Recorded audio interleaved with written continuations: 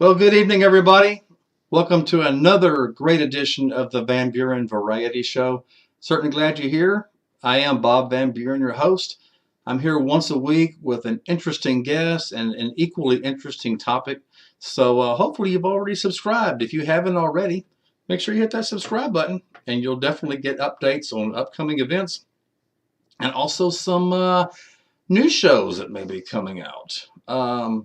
Won't give anything away, but I'll give you two words to think about. Spinoff. Okay, that might apply to this show. So I'll leave that with you, and that way you can kind of think about what that might mean. I know I'm terrible keeping you all in suspense, but I like to torture my audience just a little bit. So bear with me. Hope you've had a great week so far. I really have. And before I bring my guest on tonight, I want to share something with you that I don't know if I've ever told y'all. My mother is a very, very good painter. She has painted so many pictures, and she recently painted a picture and gave it to me. It's 11 by 14. She even had it framed for me, so it's definitely something I'm going to treasure forever. So I got a picture of it before I came on the show. Isn't that nice? She painted that for me. And I mean, it's just, oh, wow. I mean, thank you is not enough. Yeah, I gave her a big hug and I really thanked her. And then she even took it down to have it framed for me. And here's how the picture looks in the frame. So, wow. I mean, that's definitely an heirloom and something that, really appreciate, So thank you, Mom, if you're listening. I'm sharing it with everybody. But yeah, now I did not inherit this from her, because I can barely draw a stick figure. So I did not get that talent from her at all. She's always been a great painter. And for her to share that with me, she's painted so many, but she recently finished this one and gave it to me as a gift. So really heartfelt thanks, Mom. Thank you so much. Love you. So I hope you enjoyed that as much as I'm going to hang it up in my wall. So hope you've had a great week so far. Like I said, if you haven't retired yet, you're like a lot of us. You have to go to work every day, and not every time, but sometimes a lot of people, we have managers and coworkers that we get along with. There's no problem, and we don't have any issue at all. But sometimes we do have managers or coworkers that just get under our skin. And even worse than that, maybe you want to be an entrepreneur. Maybe you want to either better yourself, being an entrepreneur, running your own business, or maybe just get ahead in the company. But what happens, I know I have it, you have that little negative voice that says, you'll never succeed, you can't do it, it's too expensive, you don't have enough time, you're wasting your time. So how do you get rid of the negativity and say, you know what, I want this, and I'm not going to let anything stand in my way? Well, did you ever consider hypnotism? That is actually something that people can do to get rid of the negativity and improve themselves. And that's what my guest tonight is going to be talking about. So let me bring him on board right now. Ladies and gentlemen, this is Jim Zboran. He is a certified hypnotist, and he's going to talk about his experiences, his education, and kind of how he helps people with his expertise. So Jim, welcome to the Van Buren Variety Show. Hello, Bob. Thanks for having me. So let's kind of get to it. Kind of tell us, broadly speaking, about your expertise. Sure. Well, I think the motivating factor, Bob, probably started when I was about 12 years old. And since then, I had wanted to be an entrepreneur. I had, my father had a pretty good library, and he had some books about starting your own business, and they just caught my attention. And I started dreaming of, being my own boss, writing my own ticket. I pictured, all kinds of business. I pictured, people sending me $5 bills to my P.O. box for recipe books and all kinds of goofy things and everything else. But I tried a number of businesses. I was actually a serial entrepreneur, but the strange thing was I was not very successful at most of them back then. So, in fact, I was really pretty bad at them. And it wasn't because of lack of trying. It wasn't because of a lack of passion for it. It wasn't because of a lack of hard work. It wasn't because of a lack of creativity or initiative or or whatever. intelligent initiative, whatever. It was only because I kept getting in my own way. and Yep. I couldn't get out there. I couldn't sell myself. I couldn't Hmm. sell my products. I couldn't, I was, I was, my voice was too soft for people even to notice me, and so it just never worked. But after a number of decades, I learned a whole lot about how to market on the internet. And Oh, good. about Oh, 13 years ago, I started coaching some people who wanted to become entrepreneurs. I'm really big on personal growth, and and I really see that whether a person is an entrepreneur or works for a corporation, or a business or any place, I love when they put themselves into it and they really bring out their own creativity, and they really, they're really sure. passionate about what they do. Uh-huh. But Absolutely. I really love helping the people who, they're passionate, but they're they've got that little voice in their ear, like you mentioned. That little inner voice. Yeah, Yep. yeah, Hmm. exactly. The inner critic, the famous inner critic. And there's so many more ways. But I started 13 years ago doing coaching for some people who were becoming entrepreneurs, Hmm. and they were smart people. I knew a whole lot, and I'm really good at picking out, the key issues for people and helping them to really get some good empowerment and some Sure. perspectives and We pathways. all need that. Yeah, exactly, we do, and I'm very good at that, and so I did great Good. coaching. But some of my clients, I saw myself in them, in that they were talented, smart people, but somehow they couldn't actually do some of the things that they really needed to do to take action to get in front of people and Hmm. to do what they wanted to do. The self-confidence, maybe. Yeah, oh yeah, big time Uh-huh. self-confidence, yeah, and that little voice erodes the confidence, Hmm. negativity erodes the confidence. Yep. But yeah, a lot of that, and it's very common. Some people just work their way right through it. Some people, they've overcome it a long time ago, and other people, they limit themselves. And That's me. yeah, Right. so many people, Bob, and Mm. myself included, and my clients at that time. And so I started realizing there's something going on under the surface here, because consciously they wanted to do it, they should have been able to do it. So I realized there was something going on in the background of their thinking, and it came through their negativity. It came through the inner critic when they would hear about it. So I knew what was going on, Mhm. and so plus I had experienced it. So I started studying something called neuro linguistic programming. It's a way to reproduce excellence, Oh, and okay. it works a lot with the subconscious. And um, I took as a side course, I was taking a course on it, a certification course, and a side course was hypnotism. I took it, and it was all of a sudden, I was like, I fell in love with hypnotism. It was such a powerful tool. It And is. I've heard it yeah, is. and Mhm. so from there, I just put everything aside, and I just studied hypnotism, and therapeutic hypnotism. Sure. And Mhm. so I went to an accredited college of hypnotherapy, and I put in my hundreds of hours, and hundreds of hours of a couple hundred hours of certified practical experience, Sure. Uh-huh. supervised practical experience. A lot of And training. yeah, yeah, and Mm. I became a certified hypnotherapist, and since then, I've taken hundreds of hours more training for advanced certifications. Mhm. But that's how I've gotten into it, Bob. Wow. It's very, very interesting. How do you go about it as far as, we've all seen the quote, the movies, Yes, you yes. just, I mean, I'm just going by what I've seen, heard. I've never been hypnotized myself, but like Ah, you just lay on the couch, you watch the little pendulum. I mean, is there ah. other ways you do that? Or is that just the movies that show that? Well, I've hypnotized people that way, just because actually one client kind of expected a watch, and so I brought a watch and I did it that way. But Oh, really? really interesting thing you said there, Bob. You said you had never been hypnotized, but you actually have been. We all have been, because it's a very natural thing. In fact, as children, we live there. We live in hypnosis till about the age of 6. Uh, Oh, I didn't hy- know that. Oh, wow. Huh. Most people don't. Oh. Hypnosis is just a name we give for a natural state called that's really a learning state, and it's the Hmm. reason why children learn like volumes. They soak up things like sponges. It's because their subconscious is actually much more dominant in their thinking during that Oh, time, okay. and All right. it's going right to the subconscious, and the critical factor, the thing that's saying no, no, no, no, no, kicking it out, doesn't start developing until about the age of 6, and it gets stronger and stronger, which is a good thing. Oh, Because we really interesting. need that when we start going outside of the house, like let's say we're starting to play with friends, then we're going to school, then we're going to go to high school, then work. We really need to not accept every idea coming into our head. And so this critical factor is really helpful to us. But when we Yeah, want to sounds learn like it. something, it gets in the way. And so it's a very natural state.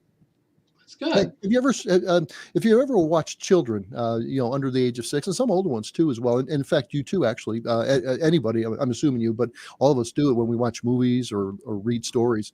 But if you ever watch a kid, especially listening to a cartoon or a story being read, you'll Mhm. see you'll see their jaw start to drop. You see their eyes you get kind of wide A and not glaze. Yeah. Uh-huh. glaze over. Yeah, Uh-huh. they're in hypnosis. That's they've set aside that they don't need to set aside the critical factor, but when adults do that, when they get into a story, they've set aside that critical factor, and they're now absorbing it directly. It's going right in, and they're still they can still think, and they're still they're not zombies or anything like that. Yeah, sure. But Mhm. they're directly taking and learning, and that's what hypnosis is. So all hypnosis, Bob, is actually self-hypnosis.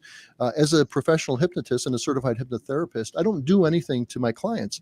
I don't induce hypnosis. Well, that's what we call it inducing hypnosis or Sure. That's induction. that's what I was Yeah, referring to. but Yeah. but here's what I'm really doing, and I really know what this is. It's I'm eliciting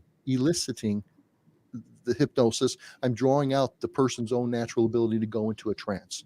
And Okay. I just tap into a power that all of us humans have, a great resource we all have, but we never really knew how to use it on purpose, even as little children. So we, Hmm. we just kind of grow out of using it, as a Sure. dominant thing in our lives. But we all, when we watch a movie or read a story, do Hmm. you like stories, Bob, at all, or books? Do you like I do. fiction? Oh, I'm an avid reader. I love to read. Okay, so Uh-huh. so when you're reading a book, Bob, I may be off base here, but I'm guessing that as you read the words, you're not thinking, "Oh, somebody wrote this. Oh, these people aren't real. Oh, no, this." Are you thinking that as you read through the entire? No, not at all. In fact, I'll tell you which one. I'm reading 1984 right now, if Oh, you're good familiar one. with that. Okay, So good I'm one. reading that right now. I'm about halfway through. Well, even that's see now see that's happened. Well, theoretically in the future, although 1984 has passed us, but Yeah. Huh. it's the scenario is still futuristic, Hmm. to some extent.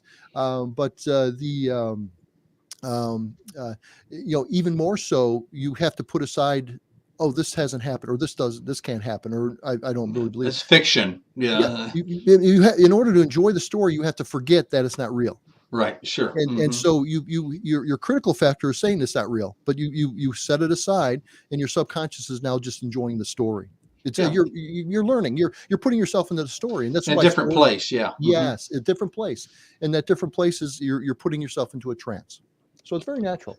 I never thought of it that way. Wow. See, very interesting. I'm learning like my audience is learning right now. Mhm. So I got a few questions for you. So let's kind Yeah, of jump in here. So let me just read this first question for you. sure. Why does a healthy subconscious mind continually derail someone's entrepreneurial Oh, pursuits? okay. Yeah, that's a good question, and any kind of pursuits really. Um, our conscious mind is very powerful, and when we decide to do something, we should be able to do it. And Sure. if we are, we may have to learn things, we have to wait some time, we may have to overcome some obstacles, but if we set our mind to doing it, we should be able to do it. But most people say they want to do something, they intend to do something, but then they can never do it. And what's actually happening there for them is their subconscious mind is helping them not to do it. And it may seem like that would be an unhealthy thing, but it's actually a sign of a healthy subconscious mind, because it shows that it's working. Because if what it's really doing is it's working to protect the person. Um, Hmm. all of these self-sabotaging habits, all this critical voice inside, Hmm. these are all there to protect us, actually. And the thing is, they're going awry. They're working too good, but they're working too good in the wrong direction, in a way that's creating trouble for us. And so a healthy subconscious is always going to protect us. And unfortunately, it's oftentimes using a strategy of protection that we developed when we were kids, or Hmm. we picked up from other people, and it really doesn't serve us now as adults, or now with more wisdom and more experience in life. Do you think it's because, I mean, and I say we humans in general, are we naturally pessimistic? Is that why do you think some people are hesitant to go forward, maybe? I don't think myself personally, I couldn't say, one way or the other, definitively, Bob. But my personal opinion is that humans are actually optimistic, Okay. and I say that because I look at children a lot. I enjoy watching children. I enjoy watching, the unvarnished truth on their faces. Yeah, Yeah, sure. The and curious minds. yeah, the Yeah. curious minds, and I don't see a lot of pessimism in very young children. That's a I good think we thing. learned that, but I think that subconscious is using that to protect us, because really what the subconscious is doing is preserving. Well, first of all, it's preserving our life. That's its number one job. It keeps us alive. Its number two job is to help us achieve goals, but only insofar that it doesn't interfere with protecting our life. Sure. And the thing Hmm. is that the logical skills that we have in our mind is really in our conscious mind, which is very powerful for logic. But the subconscious is not interested in logic whatsoever. It has actually, it's very powerful because it really influences everything we do. But it has the logic of about a 2-year-old. So it's a very powerful Oh, really? 2-year-old. So it's not really reasoning, the way our conscious mind is able to reason, especially as adults. And, we can say, okay, well, we can do this. But if it's something that subconsciously we programmed in, or we're afraid that it's Hmm. going to set us as For some kind of failure. Yeah. Uh-huh. failures of bad harm, if we fail, we might get kicked out of the tribe. If we fail, we might not eat. If we fail, we might get eaten by a lion. Who knows if we fail, what happens? So yeah, it's protecting us, and we're logically we think, oh well, nothing's going to happen. Okay, well, I fail. Well, no, the subconscious mind does not want you to do that. So How would you define this? So I'll give you kind of a question here.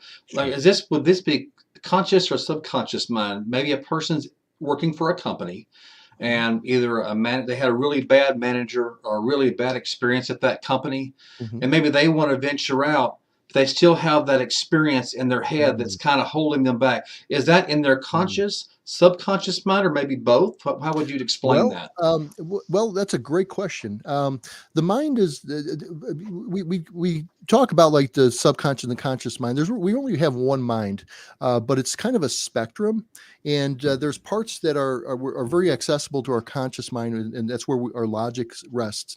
But a much bigger part of our mind, the same mind, is hidden from our conscious mind. It's other than conscious, and that's where our subconscious and actually our unconscious as well.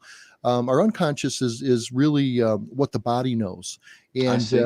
if you've ever if I'm sure you've had the experience where you come up on somebody, or you meet somebody, and Hmm. you like your body tenses up, your body feels relaxed, or your body does something and you haven't even really Hmm. thought about that. Fight or flight, maybe. Fight or flight, yeah, Yeah. absolutely. But now if you've got a fight or flight situation, then you can explain it. But sometimes you might get a fight or flight from somebody, and you can't even explain why it Like, is. why? Yeah. Why am I feeling this way? your Yeah. your body Yeah. has you've noticed something.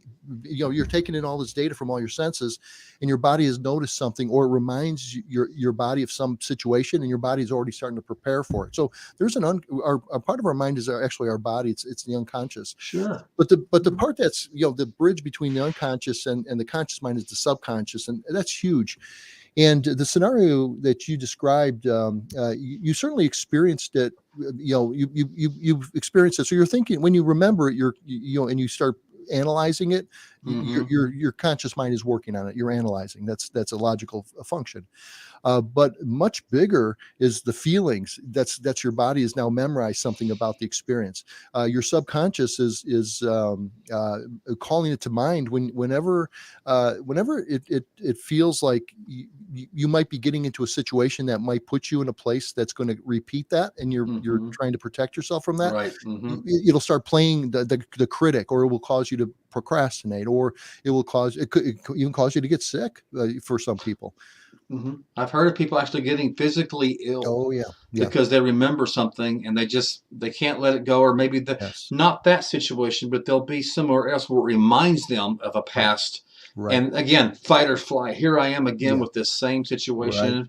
yeah. Unfortunately, I think that's unfortunate because you know more than I do, but I've always heard that people will build the proverbial wall around them. Oh yeah, So if I do oh this, yeah. but then they isolate themselves because of something that happened in the Right. past. Yeah. And that wall that they're building is actually usually subconscious. They don't even really, they're not thinking, oh, well, I'll build a wall around myself, because they would then consciously think, oh, well, this is going to cost my life in this way, and this way, and that way. Hmm. Usually it just happens subconsciously. Then that's the subconscious using, that experience, and it's integrating into the rest of our life in a way that's not resourceful, in a way that it's working against us. Although Sure. it's a healthy subconscious mind, but it's working in a way that it's overproductive in a way that's not helpful to us. Okay. But the subconscious mind doesn't really care about that. As long as we're not going to die, the subconscious mind is happy. It Okay. doesn't really matter if we're not, if consciously we're kind of miserable. Okay. But it's Here's all another. part of our mind. Exactly. It's all up here. Yeah. Here's another question I think a lot of people have asked themselves. In fact, it Mhm. was a question that was given to me, so I'll read it to you. Sure. This person's asking, why do I continually get in my own way, get Mm. stuck, experience overwhelmness, procrastinate, or etc.? So Mm. why do they do that, or why do Wow. people in general do that? Well, if you look at all of those, it's hard to say the why specifically, because everybody's had some experiences that they're doing. But Hmm. to generally answer that, if you look at each one of those, they're all action avoidance behaviors. Every one of them is Hmm. designed to cause a person not to take action, and typically to do what they want to do. Stay So in their safe zone, you basically. stay in their safe zone. Exactly. The Hmm. comfort zone is exactly what that is, Hmm. and or the safe zone, and it's there. It's trying to protect you, but you can logically think, well, there's really nothing going to happen to me, or nothing bad's going to happen if I do this. But inside, your subconscious mind is creating a conflict, and we would call that a subconscious conscious conflict. And sometimes that conflict is simply because of it's some kind of a program or some experience we had where we decided that was never going to happen to us again.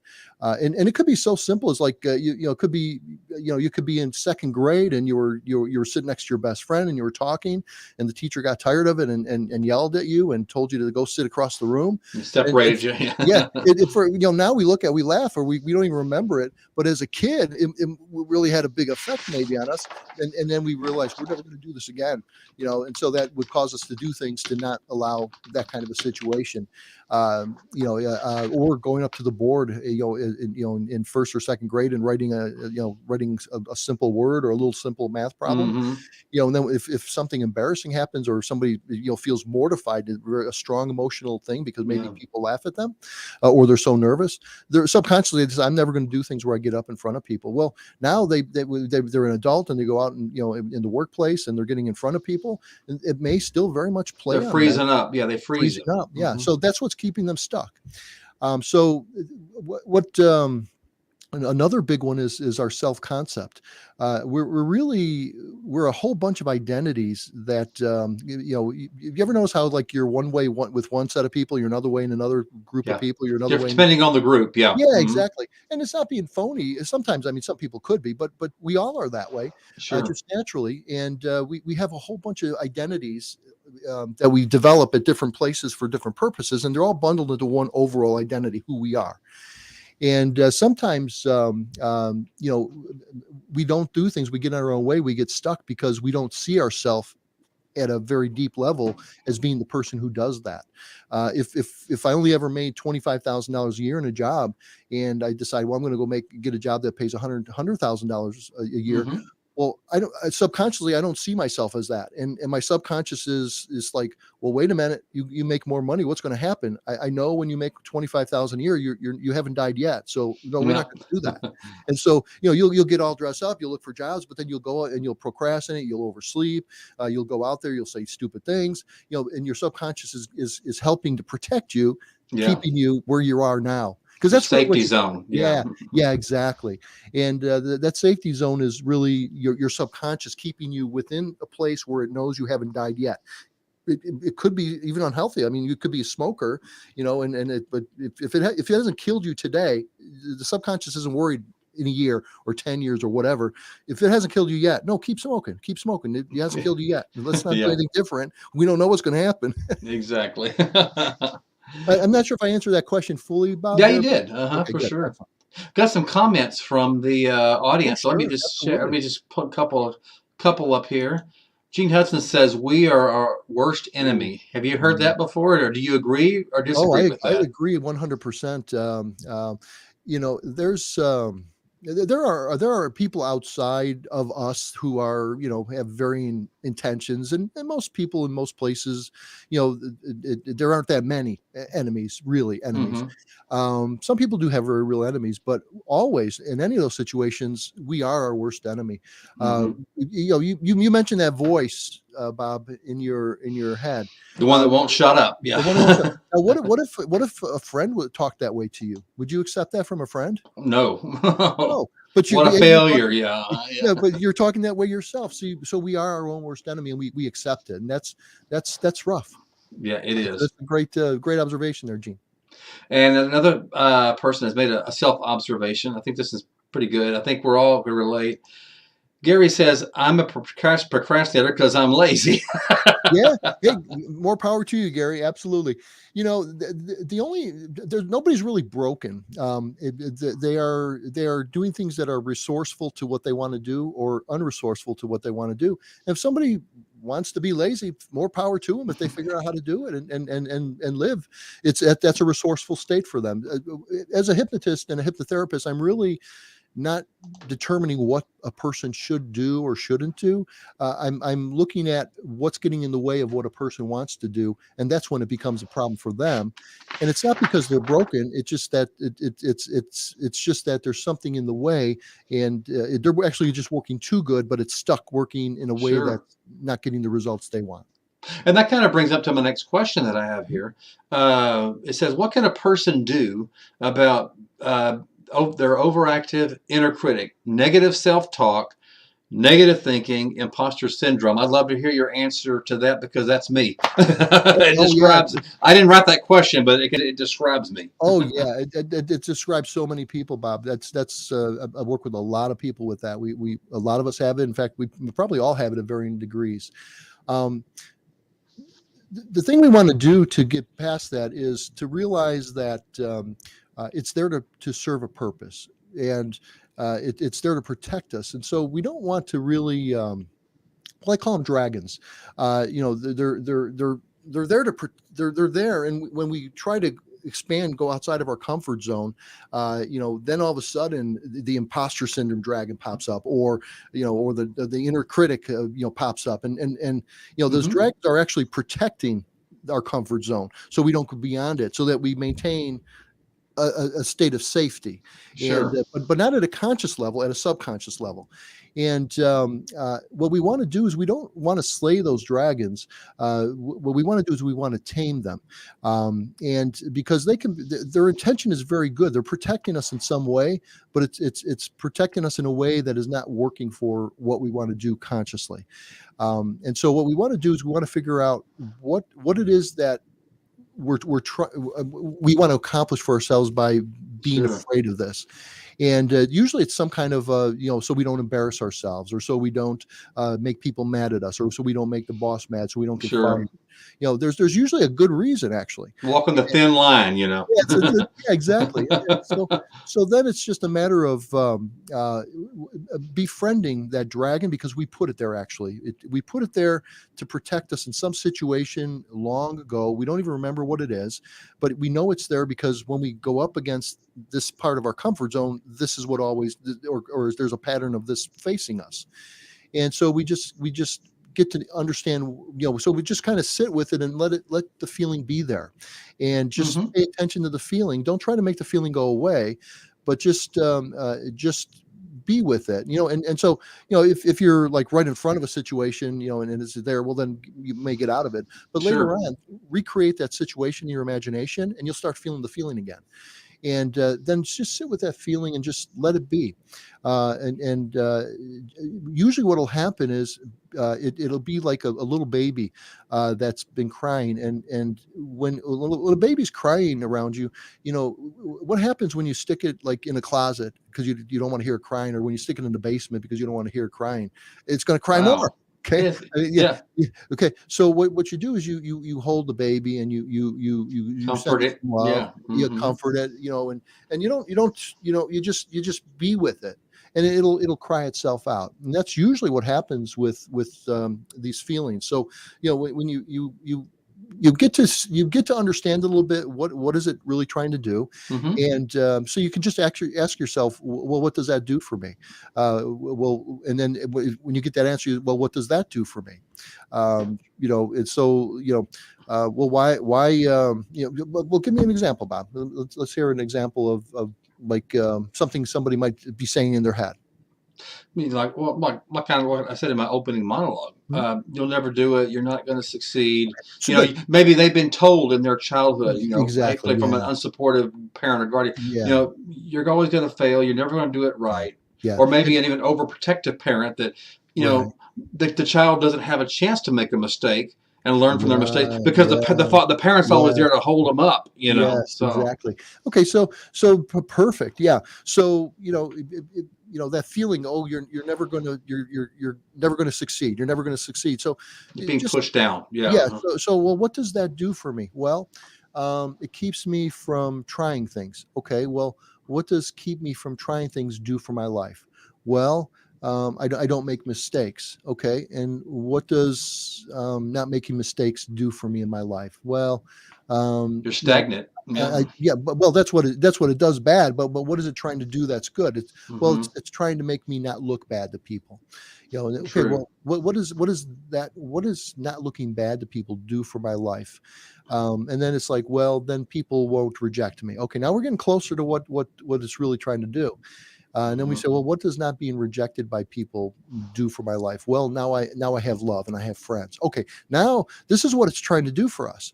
And so we just imagine that situation that's causing that feeling, allow that feeling to come up, and then just sit with it, let it be there. Hmm. Don't try to make it disappear, don't try to hide from it, but just let it voice itself as a feeling, Sure. and Okay. just realize that, hey, it just doesn't it just wants me to be loved. And that right there, Acceptance. Yeah. Hmm. acceptance, a big one. And there's good reason for this. If we're not, in our tribes, if we weren't accepted, we would end up being kicked out, and then we would die right at a certain Right. point of our history, right? Well, it's not like that anymore, but that's still a part of that very fundamental level of 2-year-old logic. Sure. So, but yeah, so just try to determine what it's really trying to do at its very heart, and you're going to Sure. get to the point where you realize, hey, that's really something actually I want, but it's doing it like a baby would do it. And then Yeah. just sit with that baby, just let that feeling be there and let it cry itself out, and then send it love and appreciation for what it wants to achieve. But then it'll just start to naturally, you are letting it work its way out, inside, Sure. and it will evolve by itself. That The makes reason sense. Hmm. yeah, and it's really a stuck identity. Okay, it's an identity, a part of your identity that is still operating at a certain level that you picked up way long ago, and it can Hmm. It's never change ingrained in you. Hmm. because it's like hidden back there. But Yeah. once you let it play out, it will start to grow. It'll start to evolve, and it'll start to evolve in a way that becomes more mature, like you are, right? Yeah. I wouldn't go that far. Like we are, right? Well, let me ask you. You kind of brought into another example I like to bring. We're all products of our Yeah. whatever that may be. Maybe we were raised by parents, grandparents, aunts and uncles. Mhm. I mean, mothers, fathers. But a lot of times, a child maybe doesn't have a very supportive parent, or maybe they Mhm. heard negative thoughts or negative talk all their life, or maybe just something traumatic happened. Okay, Mm. now they're an adult, they're in the professional workplace or a workplace, Mhm. and they still remember that hurtful saying or that hurtful thing that Mhm. guardian did. Okay, Mhm. and it's holding them back professionally. So Mhm. this is a question I've always kind of wanted to ask myself. When you put someone like in hypnosis, Hmm. is it healthy? Do you just try to let them see if they can get, let them remember it, but get over it? Or is there a way you can completely erase that memory, okay, like it Mm, never mm, happened? mm. Is Great question. At the very last part, erase it like it never happened. I never do. All of our experiences are very important to us as human beings. It's very important for us who we are. It's part of our hmm identity. What's really hurtful about it is the emotions connected to the memory, and that's what we really actually we keep reliving the memory because we're actually remembering the emotion, and then that leads to the memory of what the happened. feeling, yeah, And the then that feeling, feeling, well, yeah, we get yeah. the feeling, then we get the memory, and then the memory makes the feeling grow, and then it just like grows It and grows and builds. grows. And hmm the problem there, Bob, is that we're actually making it worse for the next time because we keep reinforcing it. So what I'll do in hypnosis is I'll take away the memory, the feeling rather, and leave the memory. You leave the Uh, memory, but oh just yeah, absolutely. okay. Even though Because traumatic, it might be traumatic, but you keep it there. no, Just yeah, what has happened to a person is vital to who they are, okay, and the subconscious is protecting who they are, okay. and the subconscious is not is it's going to be like the subconscious can play along and cause a person to forget it, but the hmm subconscious will not forget it, and it will start playing out in other ways. What you want to do is you want to not have it repressed, but on the other hand, if the subconscious isn't ready to reveal something because it's too painful, hmm to the person's identity, I Yeah. don't dig that out either. What I'll do is, it kind of goes to how how we respond to the world, and the way we respond to the world is based on our perception of the world, and our perception of the world is how we mapped it out inside, and we build our map all, our entire life. We're building the map of Sure. what reality hmm is. And so so we get some kind of some stimulus comes up, and we respond in a certain way, and the way we respond is simply based on the perception. The way we perceive that thing that we're responding to determines how we respond. I see. And all that is mapped out in our subconscious, and our subconscious thinks in terms of pictures and symbols and associations, hmm and it takes these pictures and it makes them as symbols for things in our lives. And so everything the subconscious is super powerful and very fast thinking, because what it's thinking is in pictures that contain a ton of information, hmm and they're emotionally charged. So now they've got more spin in a certain direction because they're emotionally charged and they contain a lot of information. They're symbols. And um, what I do with a person with trauma in the past, and hmm whether it be big or small, is Sure. we take away the pain of it without hmm removing the memory of it, so that they can learn and grow from it, and I it can see. still protect them so they don't get in that situation again. But we remove That's the hurt. true. Yeah. We remove that hurt for them so that they don't keep reliving it. But whenever they Festering, want, yeah, where it yeah, festers. Yeah. festering, exactly. hmm And uh, what I can do then is I also can remap what something means to us. Therefore, our perception of it changes. Therefore, our reaction to it changes. And I see. it's actually it might sound like, well, we're making it phony by remapping, but no, actually we actually make it more true. Like something that happened to you, the traumatic years ago when you were a child. Well, that isn't happening anymore, hopefully. And if it is, then you need to get out of that situation. Exactly. But hmm presumably, and most of the time, that is not real anymore. Yeah, you're And past so, that. yeah, so the feelings should not be there. But there's a reason why they are there, but they don't have to be there. But somehow the subconscious is stuck in thinking it needs it to protect itself. So it needs to, it needs to really get you noticing and really get you avoiding. And as an adult, when we've removed ourselves from those situations, that's oftentimes just not necessary at all, and it causes a lot of other hmm problems. So really, it's I'll do for some things. I'll do what's called symbolic regression, and I'll take a person through what they did, what their trauma is about, a number of times. But I'll do it in a way that's very safe to the subconscious, because it's in terms of a symbol that the subconscious understands, but it's not hmm painful like the actual Where the memory. emotions don't just explode. Yeah, exactly. Okay. Well, I And like that. Okay. yeah, That is, yeah. And by going over and over with it, what happens is they very quickly, actually, one session, they come to peace with it. And not only then do they come to peace with it, they I also like that. learn what's important about it. And it doesn't make it right. It doesn't make it excusable. It doesn't make it, it doesn't, do anything like that. But so it doesn't, the person doesn't have to accept that, well, what was done wrong to me or what was terrible, it was right at all. They still recognize it's wrong. They still not recognize, that there are Maybe they can get consequences. over it though. Maybe. Yeah, it's in the past. They've let it go. Okay. Yeah. Okay, well, I guess here's some more questions for you. Mhm. And I'm going to tell my audience, we got quite a number of people in the audience. If Oh anybody yeah. has a question for Jim, please. This is an open session, so I know you're all interested. So let me know if you have a question. I will definitely post it for him.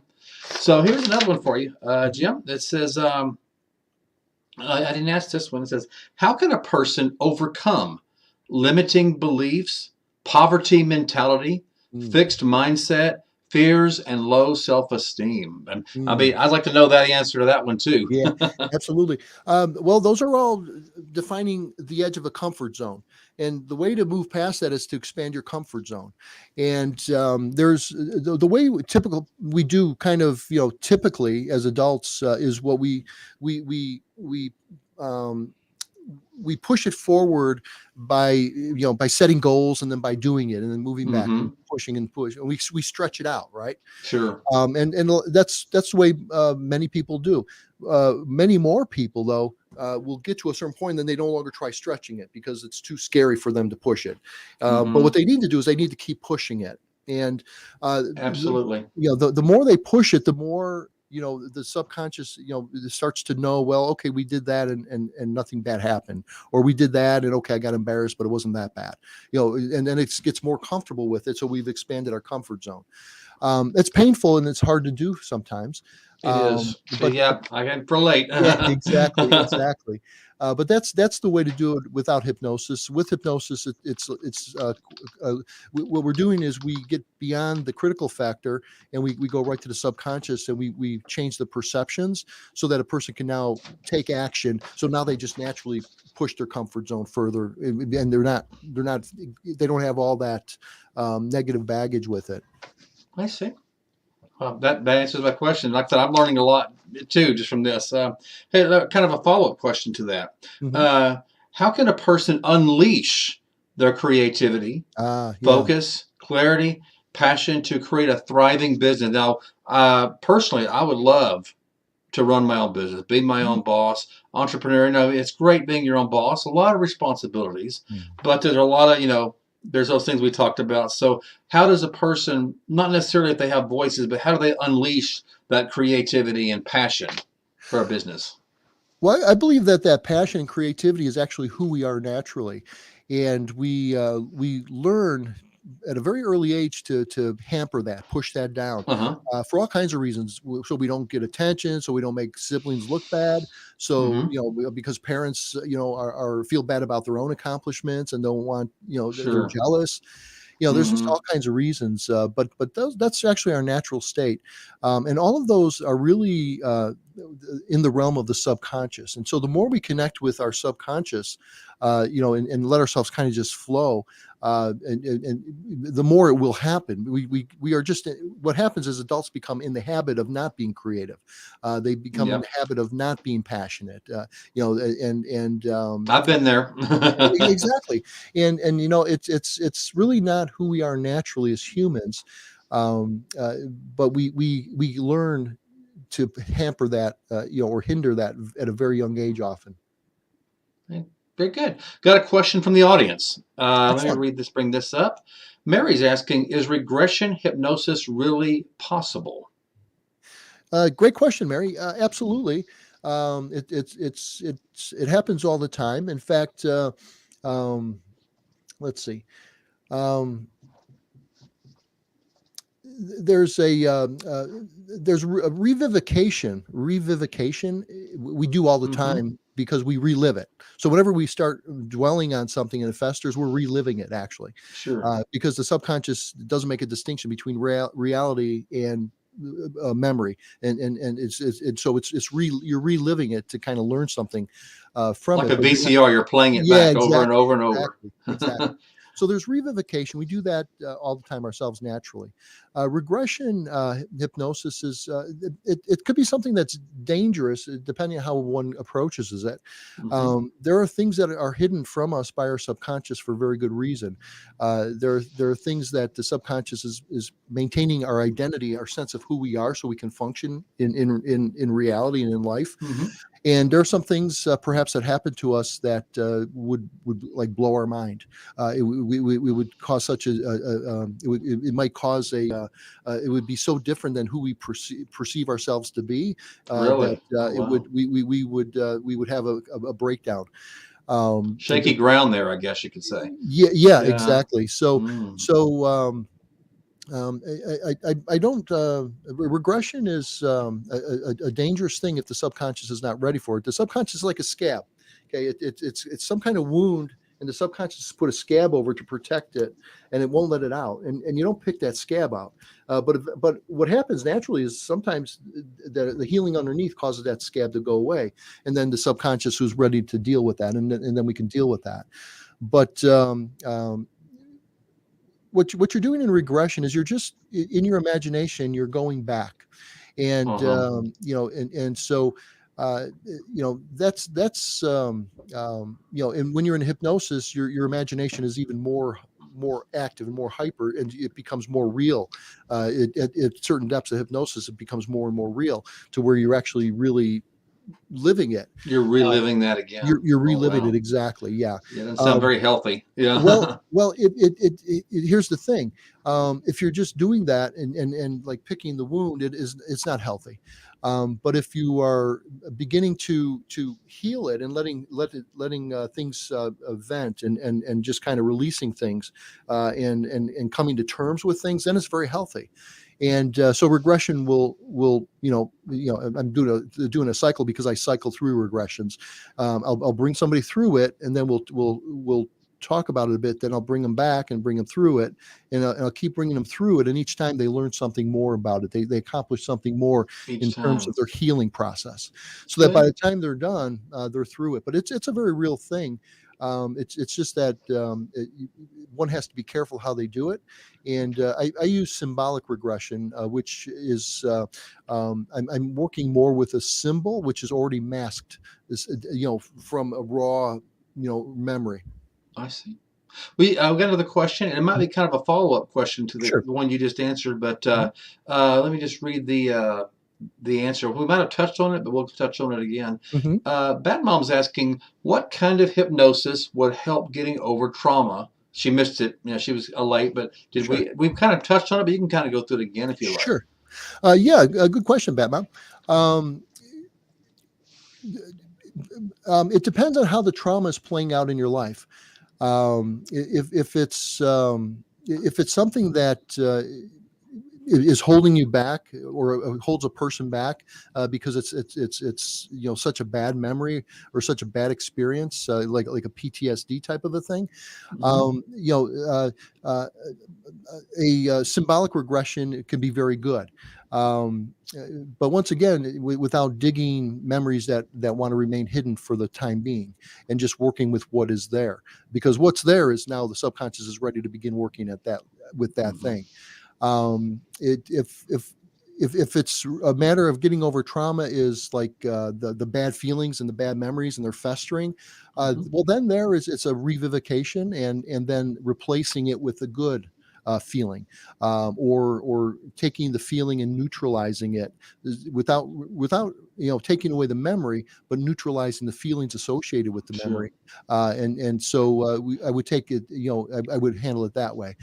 Some trauma, we're not even aware of what the trauma was, but it's having effects in our life.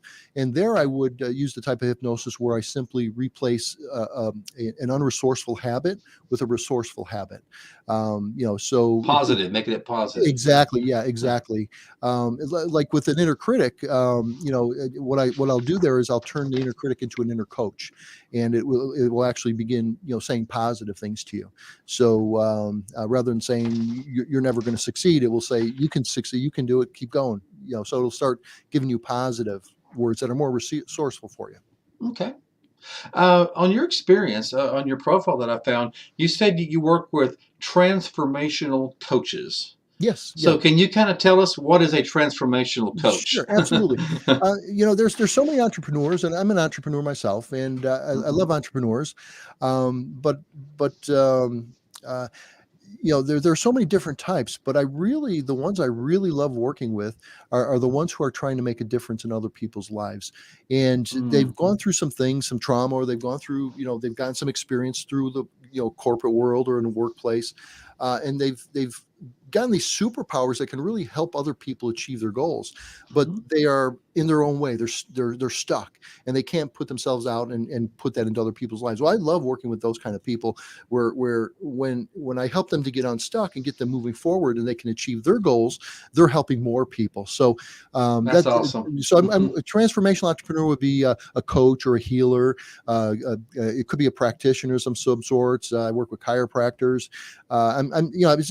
It's kind of a general term, but usually what I do is I'm looking for or the people I tend to work with a lot that are entrepreneurs are people who are trying to make a difference in people's lives. They're trying to do some kind of a transformation for somebody else, That's good. and so I bring a transformation to them using hypnosis as the tool. That's good. Okay, I kind of want to clear up. It said transformational coach, and Well, and thank you. I thought maybe even for me that kind of went over my head a little bit. So kind of clear that Well, up. I think I made that term up. So great question. I love it. Hey, Thank you. okay. Got another question here. Let me read this Sure. to you. Um, this is a person asking, as a transformational coach, practitioner, or healer, how can I help my clients achieve profound transformation in their lives Oh, by working with them at the level of their subconscious minds through hypnosis as a certified professional hypnotist? Good great question. question. Yeah, that's Hmm. a wonderful question. Absolutely. Uh, I guess the short answer is learn hypnosis. Learn how to help people by helping them to tap into the power of their own subconscious mind, and use that as a tool. Now, hypnosis is very simple to learn, and it's a very powerful tool. But it's the real thing is, well, what do I do with it once I've hypnotized somebody? What do I do with that? And that's going to take some more learning and training. Sure. Um, And you know, certification, obviously. well, certification is good, depending on who's doing the certifying. But I would pursue some training. But the very first place I would go, Bob, and is to learn self hypnosis. And all my clients, I teach them how to do self hypnosis. Like Uh, relaxation mean in a well, way? it's relaxation when a person goes into hypnosis, their body automatically relaxes. Hmm. So people will feel very relaxed. But relaxation itself is not hypnosis, although it's a sign of somebody going into hypnosis. Okay. And but you can elicit hypnosis by relaxing yourself if you're trying to hypnotize yourself, because your body is associated relaxing with turning your attention inward. It's really a Okay. turning of the attention inward is really Sure. what goes on. But I would start out by learning self hypnosis, and then maybe taking some courses. There's all kinds of courses out there. I teach a 100-hour course Oh, wow. over a period of 10 weeks, and it leads to a certified professional hypnotist designation. But so there are courses out there, and there are certification courses out there. I would look for something that I would just start with hypnosis yourself. Start doing self hypnosis. Take a course and kind of see, kind of practice with other people and see, what comes naturally to you. What do you feel like you should maybe do a little bit more learning on, and Hmm. then seek out a little bit more learning. Um, there's quite a few resources out there. Some Okay. not great at all. Some is actually, it's funny. One of that hypnosis course that really got me going. It was a terrible course. It was a bad course. Really? Oh, wow. Well, the person who wrote it, it was a very low level, very light course. But what really was good about it was, there was like a weekly Zoom thing where you can go and talk to that teacher. And Mm-hmm. so I would get on that course. It was like twice a week. I would be on, twice a week with this person, and I would be asking questions. And this teacher connected how I was actually already naturally hypnotizing people. Mm-hmm. I didn't realize I was actually hypnotizing them. And once I realized that, I was able to hypnotize people fantastic because I actually had years of Oh, wow. hypnosis experience. I just didn't know I was hypnotizing people at that rate. And so it turned out to be a nice opening for me. So, That's do your good. best. Do your best to pick a good course. Learn what you can from the course you get. If you want to look up, visit my website. Contact me. I don't advertise the course on the website. Entire Mind Advantage, my company website. But if you send an email to me, I'll be happy to get We'll put information that up. about that. Yeah, absolutely. But just start learning hypnosis. Start with self-hypnosis. Well, you mentioned, if I can interject, you mentioned courses, taking courses. Does a person like I don't have any experience or where to go? Like say a person's watching this, where would they go? Is there a special school they have to go to, or is there like a 4-year college that teaches that? Where would they go to learn like self-hypnosis? Yeah, that's a great question. There's not there's not a lot formal in the sense like academic educational place. Mm-hmm. There's the college I went to. It's an accredited school. Okay. My certification comes from AFL-CIO. It's a union that the requirement is you get 300 hours of Okay. classroom hours from Oh, an wow. accredited school, and you get 200 supervised experience hours. Very basic. It's a good workhorse starting place, but to me that was a little bit more. I was getting a very good education, and the school was more clinical oriented, and so it was more to a hypnotist working within a clinical setting. I don't work in a clinical setting, but I Mm-hmm. did learn a lot of really good stuff there. So a good accredited school. There's a few schools out there. Some of them will be accredited. Just an internet search will start to show you some. But hypnosis is not hard. It's actually very easy to do. We're already naturally hypnotizable, and we actually hypnotize other people all the time, and we don't even realize that we're doing it. And it's very fleeting, and it doesn't have much purpose. So we don't use it on purpose. Hypnosis is just learning to use that on purpose. So just a simple course is a good place to start. Okay. Remember that. Yeah, absolutely. There are hypnosis downloads where you can listen to a hypnotist, and it's more generalized, but you can buy them, in topic areas, and so you could choose a topic area that you're working on, and you can just listen to the hypnotist, and just by listening to those tapes, you Interesting. become naturally hypnotic. You start learning the cadences, you start learning the words. But like I said, hypnotizing somebody is easy because the power is actually in them. It's in the other person, because we all have this power to become hypnotized, and hypnotize ourselves. And so hypnotizing someone is the easy part. Knowing what to do with it is the art. Once you have it, Yeah, yeah. exactly. Yeah. It's Well, like a wrench. If you buy a wrench, you won't necessarily be able to fix your automobile with a set of wrenches, right? right. But Where once do you you start to start? use how to learn the tools, well, then you can do a whole lot. But just having the tool itself, it's cool to have this beautiful set of wrenches, but it's going to take a little bit more to actually do stuff with it. Exactly. That's just hang up on the wall and look pretty. Yeah, exactly. And I almost would do that myself, but no, it's more fun to use them. Well, Jim, I'm going to bring up your website up here. Sure. And Thank you. when I show it, there it is, www.entiremindadvantage.com. So what would my audience or the people watching this, if they was to go to this website, what would they see there? Well, at the very top, they would see a button to connect with me, and to connect with like a 15 or 20-minute phone call to kind of discuss if they have something some idea that they think they might want to work on. And I'm happy just to get on the call, and we can talk back and forth and see if there's something that I can do, or something that we should do, or if I have a different resource, I can direct them to another resource. And so just a quick phone call is a great way to go. So that's right at the top of my website.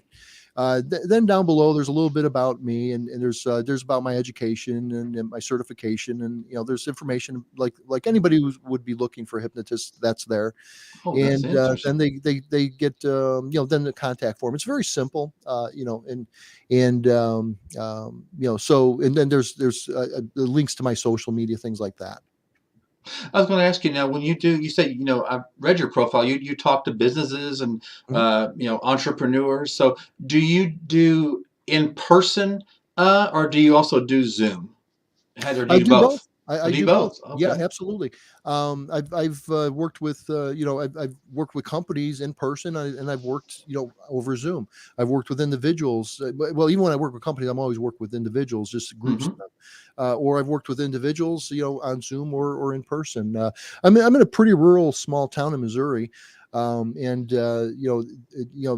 I'm surprised actually how many people that are here in my area. But it's a college town, and there's quite a few people, professional people that move in and out, and so there's a bit of a base. But my real business is online. I love working online. I love working on Zoom. Hmm. And my clients love doing it. They're in the comfort of their own home. They feel safe, and so they're already even more easy to hypnotize. And they can just be going about their business, and then just hop on Zoom, then hop back off. They don't have to travel. They don't, if they're embarrassed about seeing a hypnotist, well, there's nobody seeing them coming in and out of my office. So Yeah, actually, strictly confidential. Make oh, sure we it's understand. yes, Yeah. absolutely, strictly confidential. There's only three places where it wouldn't be confidential, and I explained this. If I hear that you're going to hurt yourself, or if Oh, I yeah. hear you're going Or to hurt others. yourself, Yeah.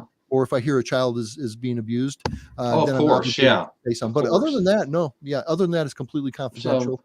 Absolutely, so 100%. no one has to feel embarrassed, I guess. Oh, no, Yeah. no, not Yeah. at all. Okay. Not at all. It's a, everybody I see wants better for themselves. Everybody I see, has their own reasons for doing what they're doing, Hmm. or what they've done.